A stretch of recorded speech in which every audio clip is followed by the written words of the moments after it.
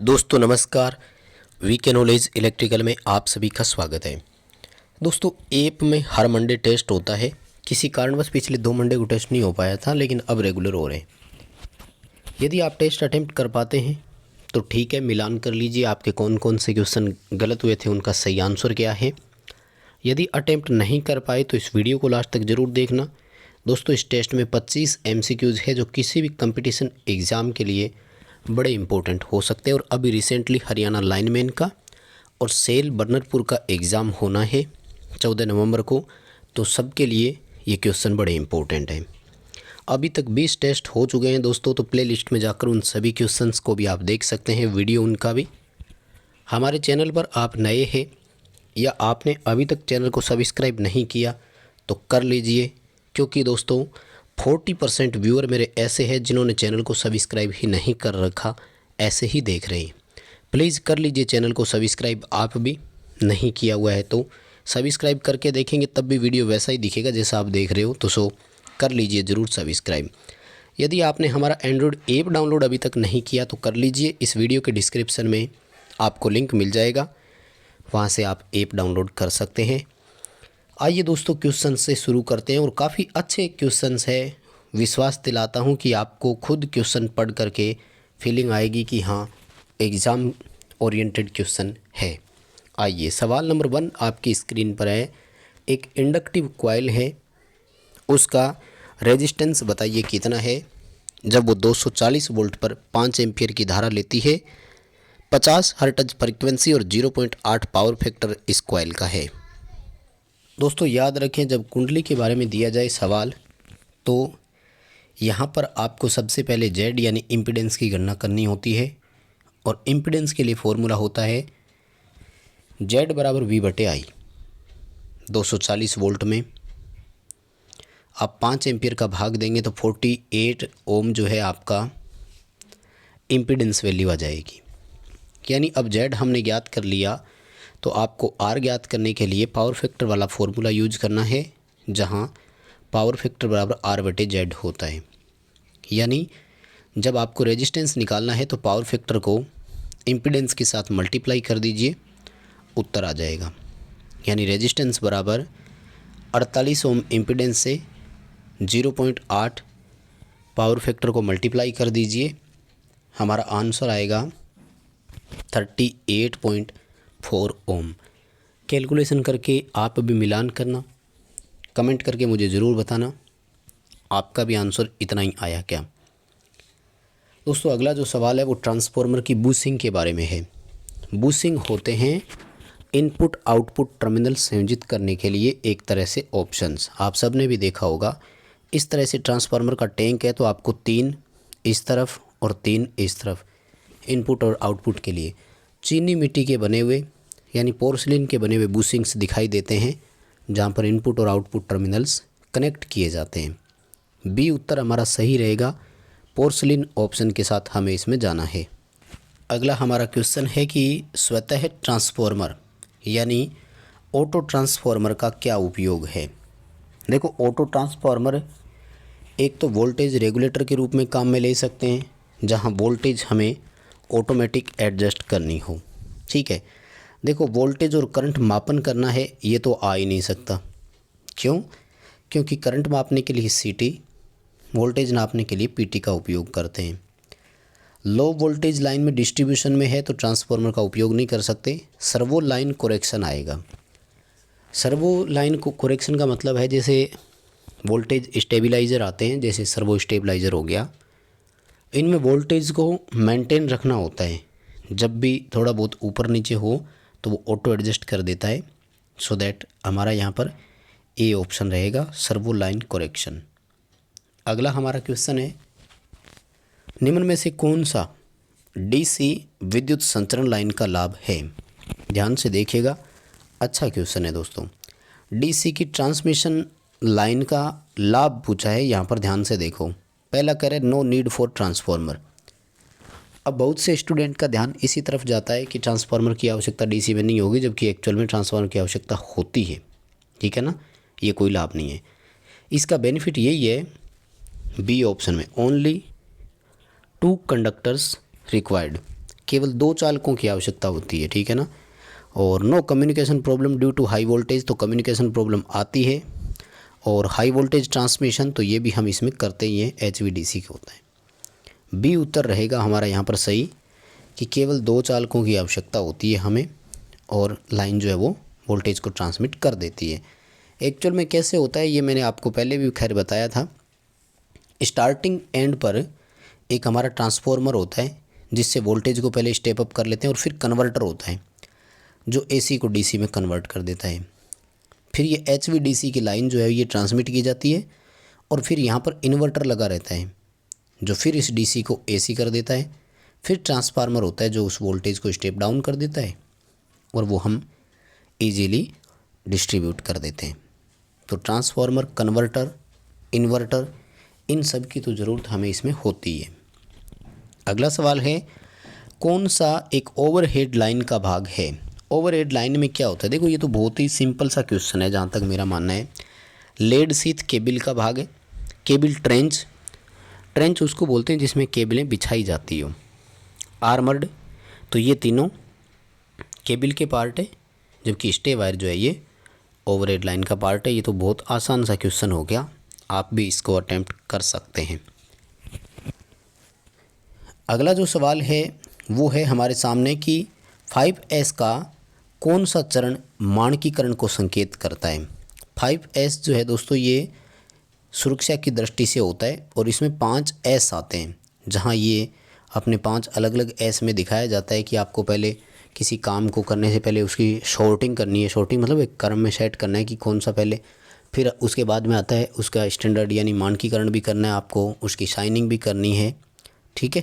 तो दोस्तों इसका जो कंप्लीट प्रोसेस है वो मैंने सेफ्टी ऑक्यूपेशन वाले चैप्टर में करवाया हुआ है, प्लेलिस्ट में जाकर भी आप देख सकते हैं। इसका अभी हमारा ऑप्शन रहेगा डी। स्टेप 4 जो होता है वो स्टैंडर्डाइजेशन को संकेत करता है। अगला सवाल है, वायरस किस प्रकार के खतरे में शामिल होता है, किस प्रकार के खतरे से बिलोंग करता है। वायरस जो है ये अपना जीव विज्ञान से संबंधित होता है, बायोलॉजिकल में आएगा, ठीक है। कोई भी किसी भी प्रकार का वायरस हो, बी ऑप्शन रहेगा। अगला सवाल है, शोल्डर की रिकंडीशन में किसे मिलाया जाता है। रिकंडीशन का मतलब होता है जब भी हमें जॉइंट से शोल्डर को हटाना हो, क्योंकि शोल्डर एक खुद मेटल है जो पिघला करके लगाया जाता है जॉइंट पर। जब उसको फिर से वहाँ से हटाना है तो इस प्रक्रिया को शोल्डर की रिकंडीशन कहा जाता है। और शोल्डर की रिकंडीशन में टिन धातु का उपयोग करते हैं, और इस प्रक्रिया को टिनिंग प्रक्रिया कहा जाता है। ए ऑप्शन सही रहेगा, हमें ए ऑप्शन के साथ जाना है। अगला सवाल है, एक बैटरी की कैपेसिटी C8 बराबर 80 Ah लिखा हुआ है, यहाँ C8 से क्या आशय है। साथियों याद रखें, C8 यानी इस तरह का जब भी आपको मार्गदर्शन दिया हुआ मिले तो ध्यान रखें, यहाँ पर C जो होता है ये हमेशा समय को संकेत करता है। देखो 2 चीज़ें होती हैं, मैं बताऊँ आपको। अब इस सब का मतलब ये हो गया है कि हम इस बैटरी को 8 घंटे में डिस्चार्ज कर रहे हैं। इसका मतलब क्या हुआ, इसका मतलब ये हुआ कि हम इस बैटरी से 10 एम्पियर की धारा 8 घंटे तक ले रहे हैं। समझ गए ना। अगर सीधा सीधा लिखा हुआ होता ना कि बैटरी की क्षमता 80 Ah है, तो इसके आप कितने भी मायने निकाल सकते हो कि 1 एम्पियर की धारा 80 घंटे तक ले रहे हैं, 10 एम्पियर की धारा 8 घंटे तक ले रहे हैं। लेकिन अब यहाँ पर फिक्स हो गया, यानी ये ध्यान रखें, C लिख करके अगर आपको दिया है तो वो समय को संकेत करता है, टाइम को, कि वो इतने टाइम में डिस्चार्ज होगी ही होगी। तो फिर आप इसका आराम से लोड करंट बता सकते हैं। अगला हमारा सवाल है, एक शॉर्ट सर्किट जो है वो किसके समान होता है। दोस्तों शॉर्ट सर्किट ऐसा सर्किट होता है जहां रेजिस्टेंस 0 होता है। अगर किसी भी सर्किट में रेजिस्टेंस 0 है तो उसका वोल्टेज भी हमेशा 0 माना जाता है, क्योंकि V बराबर I × R होता है। धारा का मान भले अनंत हो लेकिन रेजिस्टेंस 0 है, और किसी भी संख्या को अगर 0 से मल्टीप्लाई करते हो तो उसका मान कितना आता है, 0। जनरली ये माना जाता है कि एक शॉर्ट सर्किट 0 वोल्ट के समान होता है, जबकि ओपन सर्किट में हमेशा मैक्सिमम वोल्टेज होती है या फिर यूँ बोल सकते हैं कि सप्लाई सोर्स के बराबर वोल्टेज होती है। सी ऑप्शन रहेगा। अगला सवाल है, निम्न में से किस में तापमान वृद्धि से प्रतिरोध मान में भी वृद्धि होगी? तो वो होते हैं मेटल्स। धातु जो होती है दोस्तों वो हमेशा पीटीसी होते हैं, जैसे कॉपर, लोहा, चांदी, सब इसी में आएंगे। इंसुलेटर, सेमीकंडक्टर और इलेक्ट्रोलाइट जो होते हैं ये सदैव एनटीसी होते हैं, यानी नेगेटिव टेम्परेचर कोफिशिएंट वाले होते हैं। अगला सवाल है, सीटी का उपयोग निम्न में से किस मीटर के साथ किया जाता है? दोस्तों सीटी का उपयोग रिले के साथ भी किया जाता है और मीटरों के साथ भी किया जाता है, लेकिन याद रखना मीटर जो होते हैं ना वो केवल इंडक्शन मीटरों के साथ ही लगते हैं, सीटी और पीटी। यहाँ आप ध्यान से देखें तो इंडक्शन मीटर का एक ही ऑप्शन दिया हुआ है, एनर्जी मीटर। वैसे जो सीटी होती है ना वो ampere meter, watt meter, energy meter और रिले, इन चारों के साथ लगती है। वोल्ट मीटर के साथ सीटी का कोई उपयोग नहीं होता, बाकी सब जगह होता है। लेकिन ये सभी मीटर और रिले जो है वो आपके इंडक्शन ही रिले होने चाहिए और इंडक्शन ही मीटर होने चाहिए। तो सी ऑप्शन रहेगा, इंडक्शन ऊर्जा मीटर आएगा। अगला सवाल है, 2 वोल्ट आंतरिक सोर्स है जिसका आंतरिक प्रतिरोध 0.1 ओम है। ये 10 ओम के लोड प्रतिरोध को सप्लाई करता है। शॉर्ट सर्किट के समय इसमें से प्रवाहित धारा का मान कितना होगा? देखो जनरली बिना लोड के अगर सर्किट शॉर्ट हो जाता है ना तो उसकी धारा अनंत होती है, लेकिन यहाँ पर धारा अनंत नहीं हो सकती। क्यों? क्योंकि यहाँ रेजिस्टेंस 0 नहीं है। सोर्स का कुछ न कुछ तो रेजिस्टेंस है ना, इन्होंने दिया भी है। तो 2 वोल्ट के लिए वो 0.1 ओम जो आंतरिक प्रतिरोध है वो तो अपोज करेगा ही करेगा, इसलिए उस समय 20 एम्पियर की धारा ही प्रवाहित होगी अधिकतम, इससे ज़्यादा नहीं होगी। लेकिन 20 एम्पियर बहुत ज़्यादा करंट होती है और सेल तुरंत डिस्चार्ज हो जाएगा, इसमें कोई दो राय नहीं है। नेक्स्ट हमारा क्वेश्चन है, परमानेंट मैग्नेट और इलेक्ट्रोमैग्नेट के लिए बीएच लूप का क्षेत्रफल कैसा होना चाहिए? साथियों बीएच लूप कोर मटेरियल पर निर्भर करता है, कोर के धातु पर ही बीएच लूप का क्षेत्रफल कैसा होगा। और हम सब जानते हैं कि मैग्नेट बनाने के लिए भी कोर का मटेरियल ही इम्पोर्टेंट होता है, ठीक है ना। तो कोर का मटेरियल में जितना ज़्यादा अवशिष्ट चुंबकत्व रहेगा पदार्थ का, और बीएच लूप का क्षेत्रफल उतना ही बड़ा आएगा।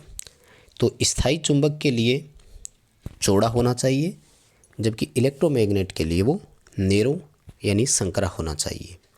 बी उत्तर आएगा। अगला सवाल है, डीसी जनरेटर में यांत्रिक डिग्री वैद्युतिक डिग्री के बराबर है तो पोल के जोड़ों की संख्या कितनी है? देखो यांत्रिक डिग्री हमेशा 360 होती है।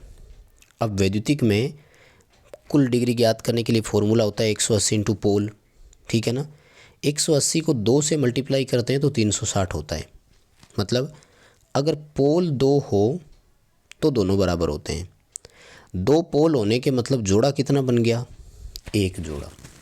तो ए उत्तर आएगा, 1 जोड़ा अगर उसमें हो तो बराबर होता है। अगला सवाल, बड़ी डीसी मोटर है उसमें नो लोड पर हानियाँ ज्ञात करनी है तो नो लोड के लिए स्विनबर्न टेस्ट सबसे उपयुक्त टेस्ट होता है। ब्लॉक रोटर टेस्ट तो इंडक्शन मोटर का है, वैसे भी ध्यान रखो। रनिंग डाउन टेस्ट भी स्थिर हानियाँ ज्ञात करने के लिए ही होता है। बी ऑप्शन करेंगे अभी तो स्विनबर्न आएगा। डीसी मोटर के आर्मेचर में उत्पन्न यांत्रिक शक्ति ईबी इंटू आईए के बराबर होती है। काफ़ी अच्छा क्वेश्चन है, हमने पहले भी इसको कई बार आपको करवाया है, इम्पोर्टेंट है, इसे याद जरूर रखें। ईबी इंटू आईए आएगा, ठीक है। ईबी होता है बैक ईएमएफ और आईए होती है आर्मेचर की धारा। नेक्स्ट क्वेश्चन है कि निम्न में से किस राशि की इकाई जूल नहीं है? तो देखो ऊष्मा, कार्य और ऊर्जा, ठीक है, इन सब की इकाई जूल होती है, जबकि शक्ति की इकाई जूल प्रति सेकंड होता है, ठीक है। यानी वो तीनों जूल में और ये जूल प्रति सेकंड में होता है। नेक्स्ट जो क्वेश्चन है वो है ऑसिलेटर के बारे में। ऑसिलेटर क्या होता है? वास्तव में एक ऑसिलेटर जो है वो एम्पलीफायर से ही बनता है। फ़र्क इतना सा है कि ऑसिलेटर में कोई इनपुट नहीं होता है। मैं आपको पहले एम्पलीफायर के बारे में बताऊं तो ये जैसे एम्पलीफायर है तो यहाँ इनपुट होता है, यहाँ से इसको बायसिंग के लिए डीसी देनी पड़ती है और फिर यहाँ पर ये हमें आउटपुट देता है। कंपेरेटिवली ओसिलेटर में क्या होता है कि जैसे अपन कंपेरेटिवली देखें तो यहाँ पर जैसे ओसिलेटर है तो इसको कोई इनपुट नहीं दिया जाता है, यहाँ से बायसिंग के लिए डीसी होती है और इसके बदले में ये आउटपुट देता है, यानी ओसिलेशंस या कंपन देता है। और ए ऑप्शन रहेगा हमारा। एक एम्पलीफायर को जब पॉजिटिव फीडबैक दे दिया जाता है, यानी इन फेज फीडबैक दिया जाता है, तो वह एक ओसिलेटर की तरह काम करने लग जाता है, क्योंकि ओसिलेटर का काम होता है दोलन उत्पन्न करना, और एम्पलीफायर को पॉजिटिव फीडबैक दोगे तो वो कंपन करना शुरू कर देता है। अगला सवाल था पावर मेजरमेंट की 2 वाटमीटर मेथड जो होता है वो किसके लिए उपयुक्त नहीं है। वैसे जनरली ये कहा जाता है कि 2 वाटमीटर विधि का उपयोग बैलेंस और अनबैलेंस दोनों के लिए कर सकते हैं, लेकिन इसके लिए शर्त होती है कि 4 वायर में अनबैलेंस कभी नहीं होना चाहिए, क्योंकि जनरली 2 वाटमीटर विधि में क्या होता है कि दोनों वाटमीटर जो है वो तीनों फेजों पर ही जुड़े होते हैं, न्यूट्रल वायर के साथ इनका कोई कनेक्शन नहीं होता है। इसलिए 3 फेज 3 वायर में अगर अनबैलेंस हो या बैलेंस हो तो ये काम कर जाएगा। वहीं 3 फेज 4 वायर में भी अगर बैलेंस हो तब भी कोई बात नहीं, ठीक है, क्योंकि इस समय न्यूट्रल काम नहीं कर रहा। लेकिन अगर 3 फेज 4 वायर में अनबैलेंस हो गया तब ये मेथड कामयाब नहीं हो सकता, और ऐसे में आपको 3 वाटमीटर विधि का ही उपयोग करना होगा। डी उत्तर सही रहेगा। 3 फेज 4 तार अनबैलेंस लोड अगर हो तो 2 वाटमीटर मेथड जो है वो काम में नहीं आ सकता। अगला सवाल है डीसी परिपथ में सदैव क्या होता है। पहले तो सुनो कि पावर फैक्टर इकाई होता है, यानी फेज अंतर 0। अगर फेज अंतर 0 है तो साइन थीटा का मान भी कितना हो गया 0। इसका मतलब वी साइन फाई वाली पावर भी कितनी होगी 0, यानी उसमें किलोवाट और के बराबर होता है, जबकि KVAR का मान कितना होता है 0। सी ऑप्शन सही रहेगा। KVA और किलोवाट दोनों एक दूसरे के बराबर होते हैं। अगला सवाल है ट्रांसफार्मर पर यदि भार को दोगुना किया जाएगा तो उसकी लोहे हानि पर क्या प्रभाव पड़ेगा। देखो, लोहे हानि फिक्स लॉस की श्रेणी में आता है, कांस्टेंट लॉस रहता है, वो उतनी रहेगी जितनी पहले थी, यानी अपने मान का 1 गुना ही रहेगी। ठीक है, जैसे पहले 400 वाट है तो अब भी 400 वाट ही रहेगी, यानी अपने मान का वो 1 गुना ही रहेगी। अगला क्वेश्चन है निम्न में से किस में 2 गेट टर्मिनल होते हैं। ये थोड़ा सा क्वेश्चन अधूरा हो गया, 2 गेट टर्मिनल नहीं है, 2 गेट टर्मिनल पूछा है। FET मॉसफेट और SCR में एक एक गेट होता है, जबकि SCS सिलिकॉन कंट्रोल्ड स्विच इसमें 2 गेट टर्मिनल होते हैं, ध्यान रखना। अगला सवाल है जब ट्रांसमिशन लाइन वोल्टेज बढ़ता है तो लाइन लॉस हमेशा घटता है, क्योंकि वोल्टेज बढ़ने से करंट कम हो जाता है। फिक्स पावर पे ये सप्लाई देता है ना, I बराबर P/V है। वोल्टेज बढ़ेगा तो करंट कम होगा, करंट कम होगा तो I²R लॉस जो है वो कम हो जाएगा। अगला सवाल है किरचॉफ का धारा नियम किस पर आधारित है, तो वो आवेश संरक्षण सिद्धांत पर आधारित है, चार्ज उत्तर हो जाएगा। जबकि वोल्टेज नियम जो है वो एनर्जी यानी ऊर्जा संरक्षण के सिद्धांत पर आधारित होता है ना। ए ऑप्शन सही रहेगा। बस दोस्तों यही थे 25 क्वेश्चन आज के लिए। उम्मीद करता हूँ वीडियो पसंद आई होगी। पसंद आई है तो लाइक ज़रूर करना, कमेंट करके मुझे ज़रूर बताना आपके कितने सही हुए, आपको क्वेश्चन कैसे लगे। अपने दोस्तों को शेयर कीजिए। चैनल पर नए हो तो सब्सक्राइब ज़रूर कीजिएगा।